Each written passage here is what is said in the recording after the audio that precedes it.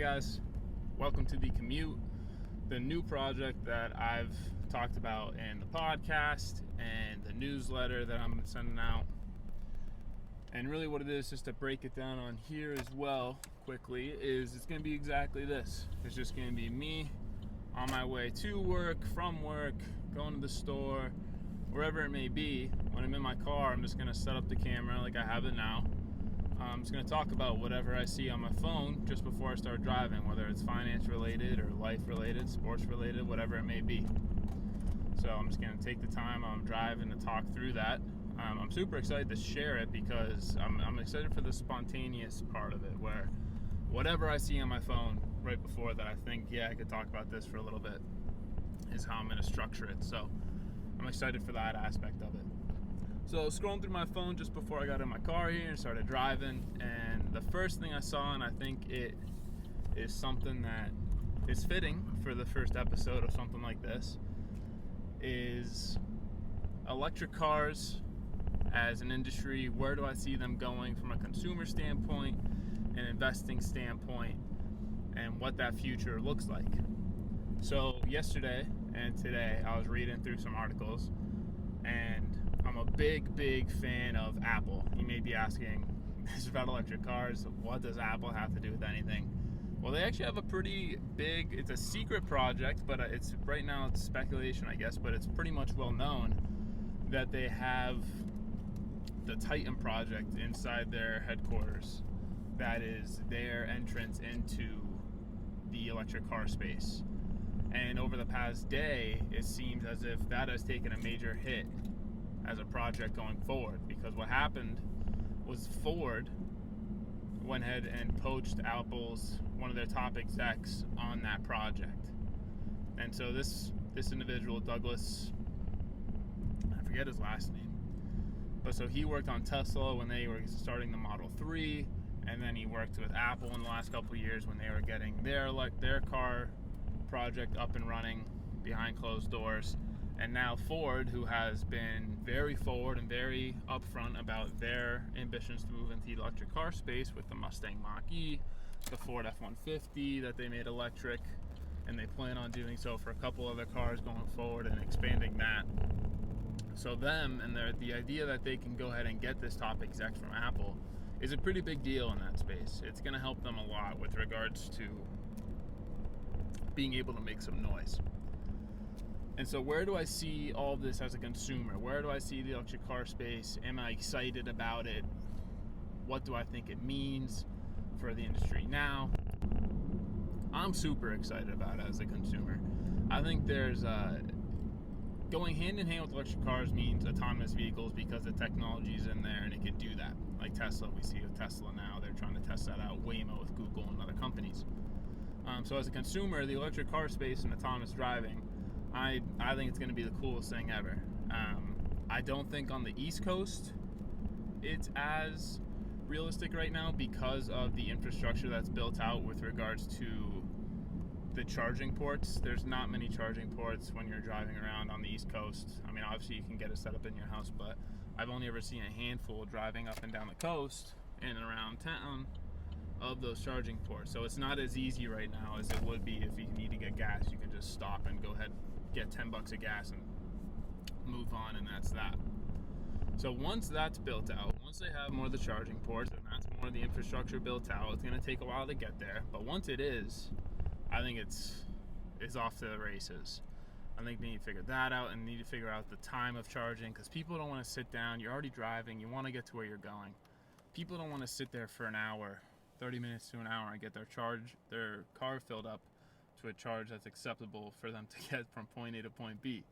It's just not realistic. No one wants to do that.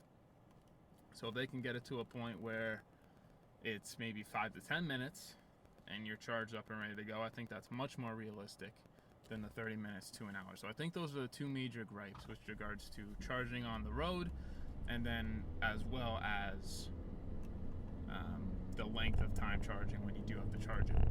And then also the price point. I mean, you're seeing the cost come down. I think we're going to continue to see the cost come down for these cars as more are manufactured and more companies are entering into the space, because competition drives down prices. But I don't know how fast that happens. I know Tesla's working. They have a car that's mid 30,000s, and they're gonna need to get. Manufacturers are gonna need to make some cheaper cars there for it to really catch on. So from that side of it, yeah, some things need to get built out here. On the West Coast, from my understanding, they have all this built out already, the charging infrastructure, and so that's all there, and it has caught on much faster on the West Coast, but we always see those things. From an investing standpoint, I'm also, because I'm excited as a consumer, I really like it as an investment as well. But the tricky part is, with regards to something like this, an industry that's so brand new, is what company do you pick? How do you decide what's a good company?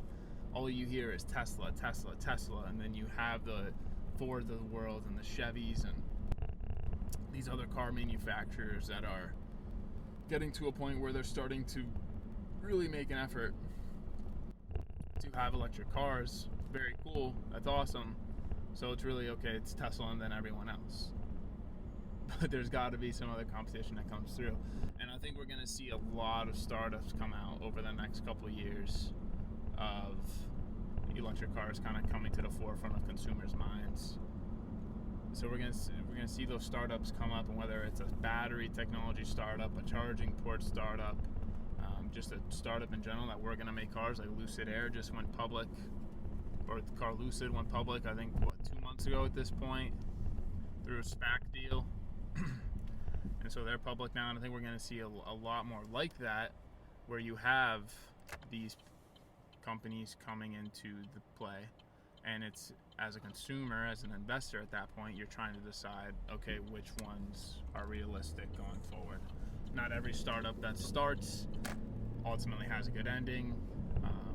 Honestly, a lot of them don't have a good ending. So what company do you pick as the winner? And this is where I think, from an investing standpoint, you really simplify the approach. And instead of picking, I am all in on Tesla, I am all in on Ford, I'm all in on enter whatever company name you want, I think instead you take a basket approach. You take a mutual fund or an ETF in the electric car space going forward.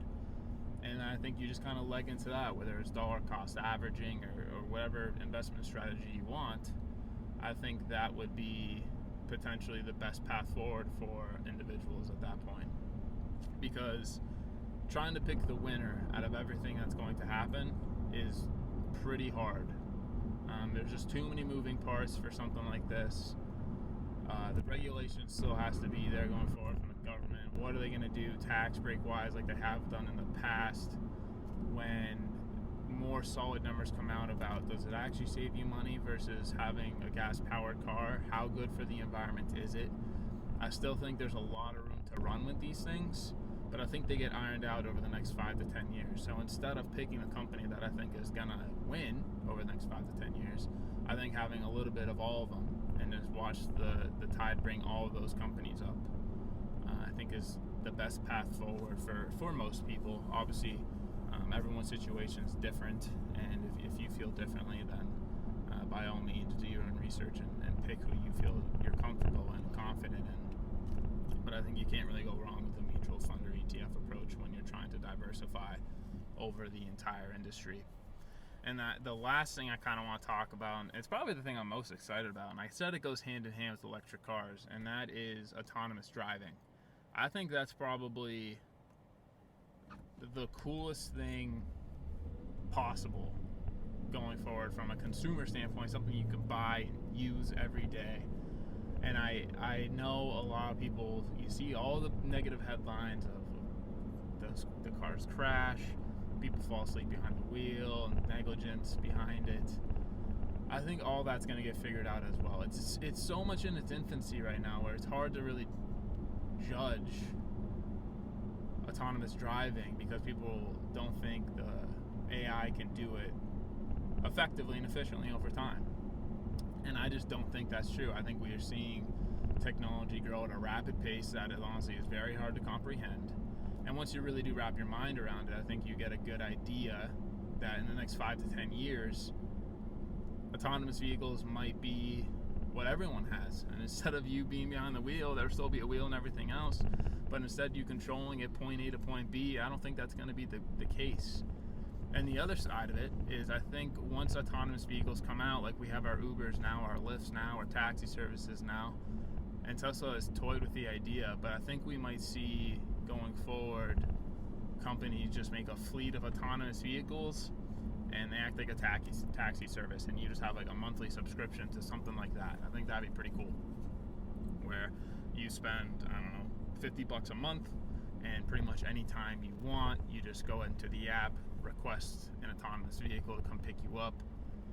They come get you, take you to point A to point B, and you never own your own car again. It's just a taxi service on a subscription-based model like that. I think that's a real possibility going forward as well. Once the technology of autonomous vehicles, and electric vehicles are there to the point where everyone's comfortable and feels safe inside of them. But again, that has some time to go. My time frame, like I said a couple times, is I think in the next 5 to 10 years we're going to see this really, really come to fruition. And as a consumer, I'm super excited about it. As an investor, I'm super excited about it. I think it's going to change a lot of things over time that maybe right now we can't really wrap our minds around. But I think it's definitely going to be some change. So I'm super excited about it, guys. But I'm going to wrap up this episode. So thanks for listening. I'm excited to get this project started like I just did here. So I'm excited to churn these out when I'm in the car every so often and talk about some things, whether it's finance or not related and whatever it may be. But I appreciate you guys, and I'll see you on the next one. Securities offered through Securities America Inc., member FINRA/SIPC. Advisory services offered through Securities America Advisors Inc. Wealth Management Services and Securities America are separate entities. The opinions and forecasts expressed are those of the author and may not actually come to pass. This information is subject to change at any time based on market and other conditions and should not be construed as a recommendation of any specific security or investment plan. Past performance does not guarantee future results.